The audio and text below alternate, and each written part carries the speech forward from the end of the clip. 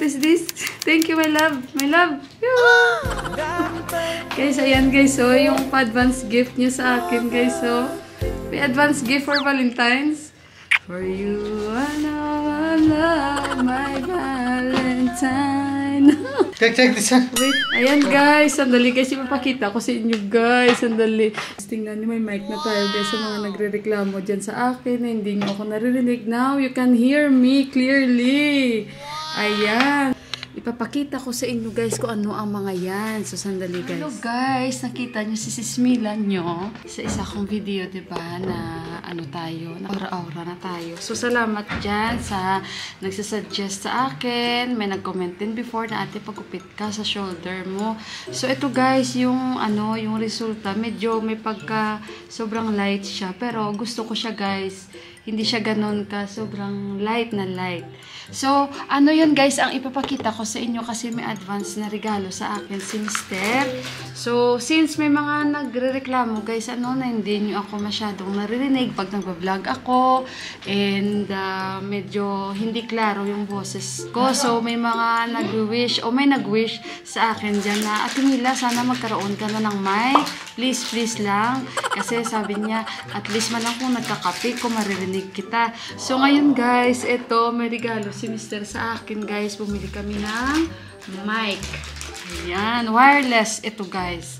So, ito ang regalo ni Mister sa akin. Masaya ako guys kasi nung umalis kami, diba, nagpaayos ako ng aking buhok. Kasi sinabi ko sa inyo magpapagupit si Sismila. So, ayan na guys, yung aking aura for today. So, ayan guys, so, gustong-gusto ko. Kaya kasi ganito talaga yung mga gusto kong buhok. And then guys, para hindi naman useless itong mic, so, ikakabit ko yan dito.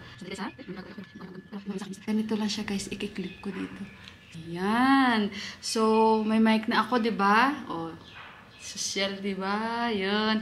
Pero ito guys, naka-attach ito sa aking pag mobile ang ginagamit ko. Kasi guys, pag once mobile ang ginagamit ko, hindi nyo ako guys maririnig masyado. At lalong-lalo na guys, GoPro. So, yung ano guys, yung ginagamit ko na isa, stabilizer. Matagal-tagal ko na rin siyang hindi nagamit kasi simula nung dumating yung camera ko, guys. So, ito yun, guys. Yung stabilizer ko, pag nagagamit ko ito, maganda ang kuha dahil hindi shaky yung video. Tsaka big help talaga ang stabilizer, guys. So, ngayon, kahapon, guys, yung lakad namin, and panay, thank you Lord talaga ako kahapon kasi parang first time na hindi sa plano, pero sa akin lahat yung lakad namin. Kasi, nagpaayos lang ako ng buhok kasi nga, Valentine Street daw ni Mister, pero nabudol ko siya kasi akala niya magpapagupit lang ako. Yun pala guys, magpapakulay ako kay auntie, magpapa-highlights ako kay auntie. Kasi dinala ko na yung kulay ko guys, yung gusto ko na kulay, dinala ko na sa kanya. So akin yung kulay, tapos siya na lang yung ng buhok ko, nag-highlights, tapos yung gupit. And sinabi ko sa kanya, ganito yung gusto ko, and nag-gets naman ni auntie. So ayun guys, after nun, napapag-usapan na rin kasi namin ni Mister yung pagbili ng mic. Kasi sabi ko sa kanya, may mga nagre-reklamo actually sa akin na hindi nila ako naririnig. So, ganito, ganyan, ganyan. Si Mister tahimik lang yan. Pero, yung bang bino-workout niya, and syempre din siya sa akin, nagsusupport din siya sa pagbablog ko. Kasi may kaibigan yun si Mister na may shop, nagbebenta ng mga cameras, nagbebenta ng mga, hindi mobile, puro camera lang siya. Mga gadgets ba, especially for vlogging. Kasi, kaibigan ni Mister sa photography, kasama niya pag sila, alis-alis. So, may shop. So, katulad sa GoPro, guys, dyan namin napili. At kung may mga lens si Mister na gustong ibenta, yung mga lens niya na iba na gusto niya mag-upgrade, dyan binibenta niya yan. So, ganun ang nangyayari, guys. And then, pumunta kami doon kasi sabi ni Mister, we'll go there, tapos namin kumain, diba? Umuwi na kami. Tapos, ayun guys, pumunta na kami doon. Akala ko mag-order lang si Mister. Ayun pala, available na doon. Meron din naman yung isa, pero mas mahal yon. So, sabi nila, hindi mo na kailangan yan. Kasi, pwede naman at pare-pareho lang yan sila. Pero for next time, kung gusto mo lang mag-upgrade, pwede yun. So, ito guys, yung mic na binili sa akin ni Mister, siya, wireless. Yung ikakabit na lang siya dito. Kung makikita nyo sa mga nagbablog din na YouTuber sa atin, ito yung ginagamit nila na sinasabit na lang nila sa kanilang damit. Ayan. And syempre, kung gamit ang mobile, mas lalo na siyang magiging clear, guys. Kasi may, anong tawag nito? Nakalimutan ko tuloy. Converter. Ayan, may converter siya. Tapos, ayan yung receiver. So, ayan, guys, naka-attach yan siya sa aking stabilizer. So, ngayon, maririnig nyo na ako ng klaro. And pasensya po ulit sa mga reklamo nyo noon sa akin. At hanggang ngayon, yung hindi nyo ako naririnig. Pag medyo naririnig nyo ako, guys, yun, camera ang gamit ko. Kasi yung camera, guys, nabigay din ang brother-in-law ko, may mic po yan nakasama at clear na clear yan. So, kaya masayang-masaya ako. Isang mic lang siya, guys, pero pag may nakakausap ako, like may mga ini-interview ako, o, diba, interview talaga. Meron din siya, guys, kasama yung may bulbul.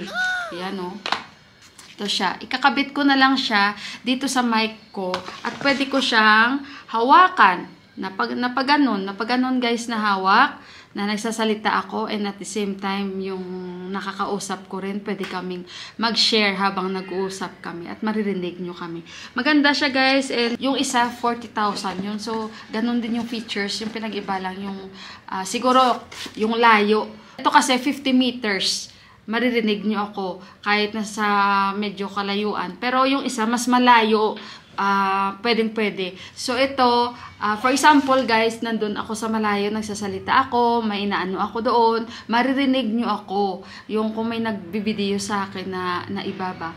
Katulad niyan, bit-bit niya yung mobile ko doon, tapos andun ako, may kinakausap ako, maririnig nyo ako na klaro sa 50 meters away ko sa kay Mister. Tapos yung isa doon na mas mahal, hindi ko na kailangan yun. Mas mahal yun kasi dalawa naman ang mic noon, pero hindi ko na kailangan nga. And mas malayo naman yun ang pwedeng magawa nun. And then guys, ayun, kaya masayang masaya ako. And, ayan. So, hindi na ako magkakaroon ng problema. Siyempre, hindi ako magbablog na hawak-hawak ko yan, ganyan. Hindi. Naka-attach ito lahat sa stabilizer ko, guys. And then, ito pa, guys, wala din sa plano ito at hindi ko rin in-expect yung GoPro ko na 9. Kasi, sa GoPro, guys, na usually, pag nasa taxi ako or nasa labas kami, GoPro ang gamit ko. Pag nagsasalita naman ako sa GoPro, nilalapit ko masyado, diba? Kung nanonotice nyo. Kasi hindi nyo ako maririnig at medyo din same din sa mobile ang problema ko, guys. So kaya ayun, may sinuggest siya kahapon kay Mister. Mayroon ng media mode.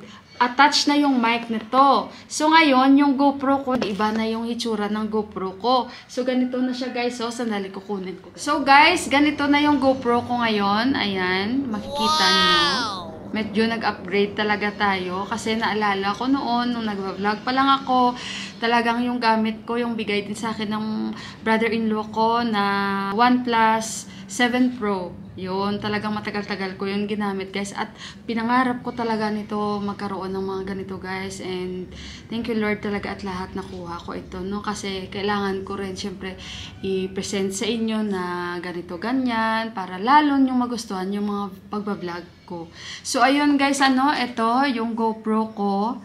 May mic na siya, guys. Actually, wala akong idea sa mga ganito. So, nung nakita ko ito kagabi, inano agad ni Mister kasi alam niya at ginagamit niya rin ang GoPro, medyo mahina nga talaga ang boses. Tapos, yung next namin na project, ito guys, yung ilaw. Kasi, nakikita nyo guys sa mga vlog ko na iba, sinasabi nyo na madilim. Kaya nga, yun nga ang problema. Aside from ang mga ilaw namin dito sa bahay, hindi ganun ka, hindi ganun ka power na talagang clear na clear makikita nyo. At hindi naman ganun kadami ang mga ilaw namin dito. So, ito guys, pwede siyang lagyan ng ilaw sa taas. At itong mic na ito, pwede siyang isabit dito pag nagsasalita ako. So mas klaro na ang magiging video natin at maririnig nyo na ako ng klarong-klaro. So, kaya masayang-masaya ako.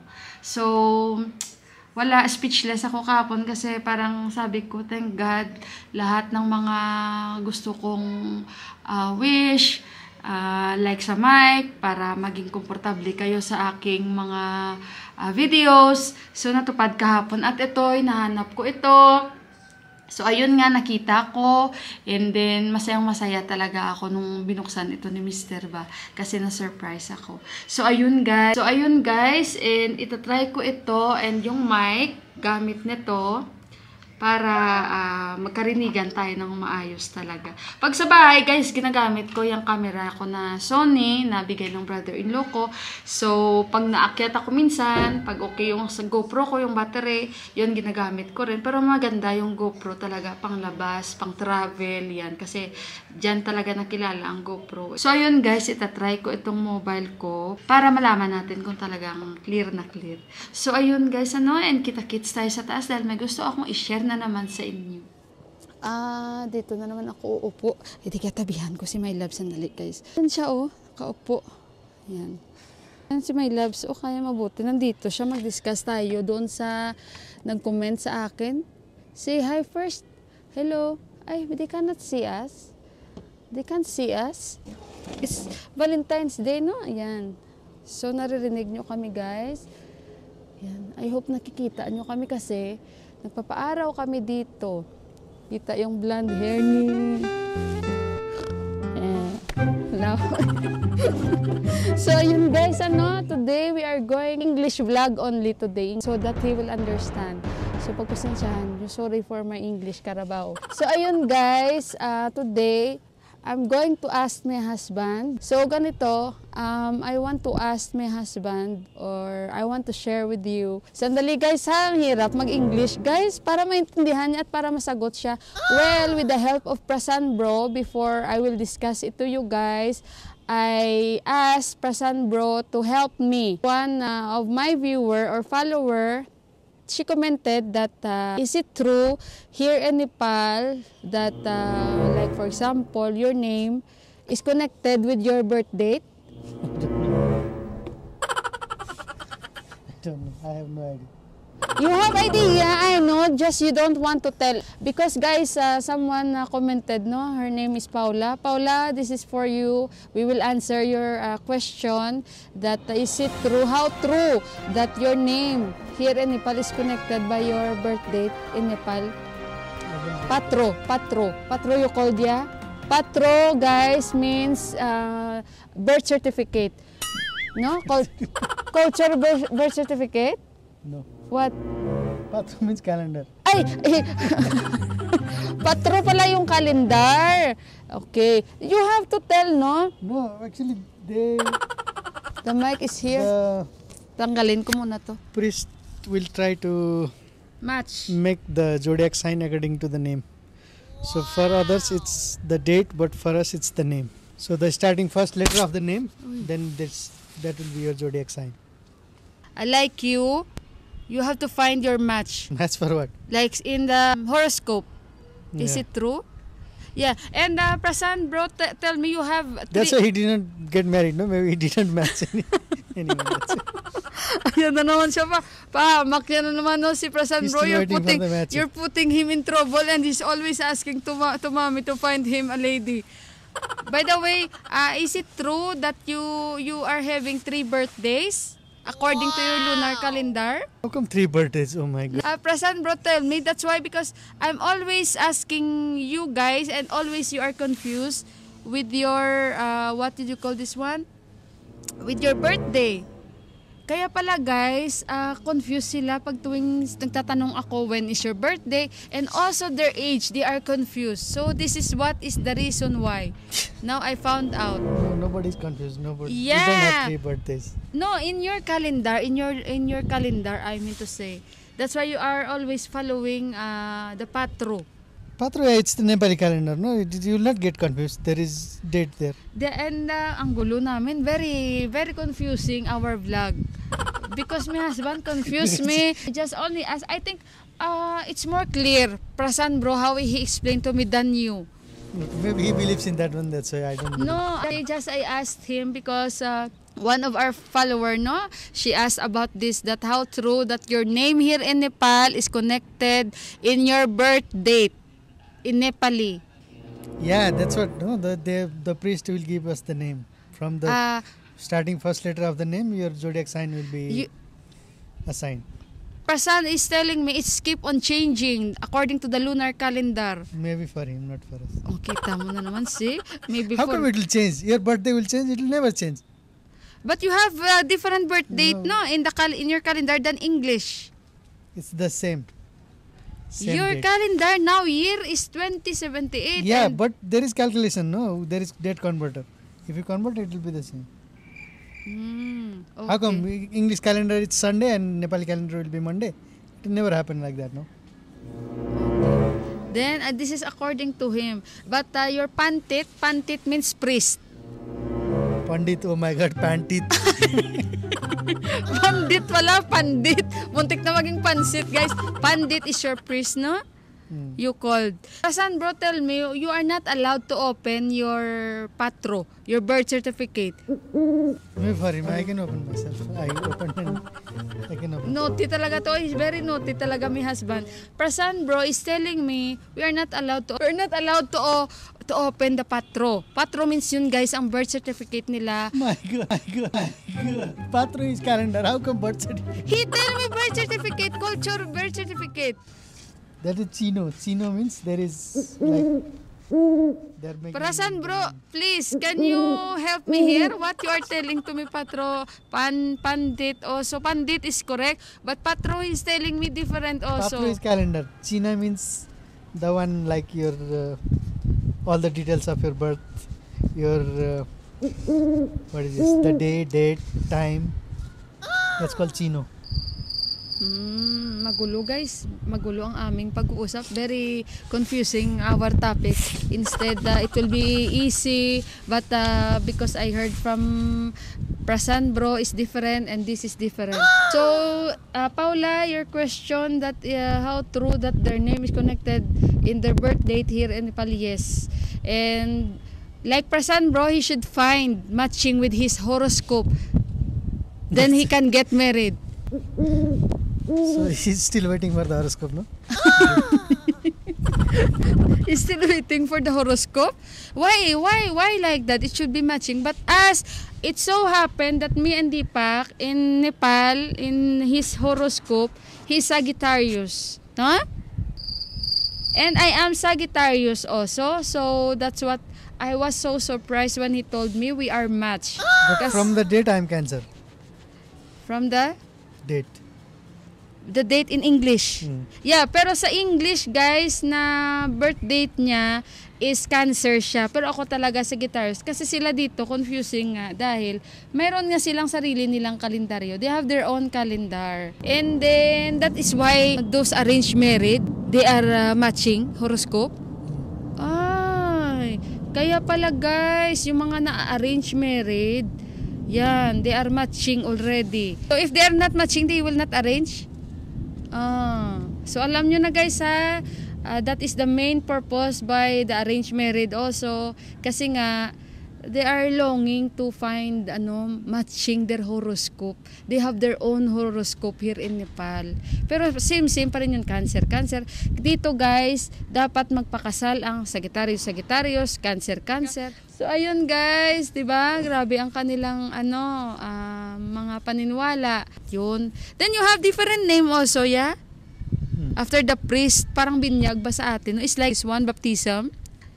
Like Johan. I don't know what's that. So what is your name in your birth I'm certificate? not allowed to tell that one. Ay, oo guys, parang napaka-sikreto yun, parang very, yun.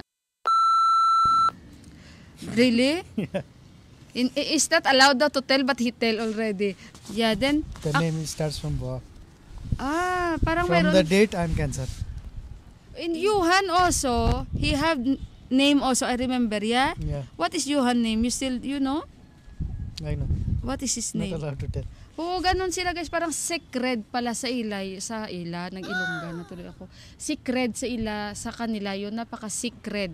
So, hindi nila pwedeng sabihin yun, pero siya, sinabi niya. But he tell. So now guys, Guys, it's confusing, more confusing. huh? Rasan bro, come here. We will eat spaghetti. You talk with your friend because your friend is talking different and is putting you in trouble. He said he don't believe in that, like this, like that. So ayun guys, nagigets nyo. Kung hindi nyo nagigets, Yun na yun guys. Basta yung kanilang name, may sarili silang pangalan dito na hindi nila pwedeng isabihin yun kahit kanino. Ako guys, alam ko si Johan, natandaan ko sinulat pa ng pare yung name ni Johan sa leaves, no? In the leaf. Then we keep that one. And I remember that we should keep under Johan pillow. Yeah. So hanggang ngayon, nandyan pa yung dahon guys nakatago. Pero hindi na sa ilalim ng unan. Pero tinago ko sa Bible natin. Kinip ko yun. Just to show respect lang ba. Kasi syempre, para din naman kay Johan yun sa kanilang relihiyon na nung baby pa si Johan, parang pinangalanan nila sa kanilang relihiyon. Pero hindi ko alam guys kung anong pangalan ni Johan na nilagay ng pare. So ganun yun guys. And then according kasi kay Prasan Bro, ganito yung sinabi niya sa akin. Bauju, may sarili silang birth certificate, naka-rule yan. And hindi siya pwedeng buksan parate. Bubuksan lang siya before their birth date. Yun ang sabi niya sa akin. So kaya yan ang tinatanong ko kay Mister.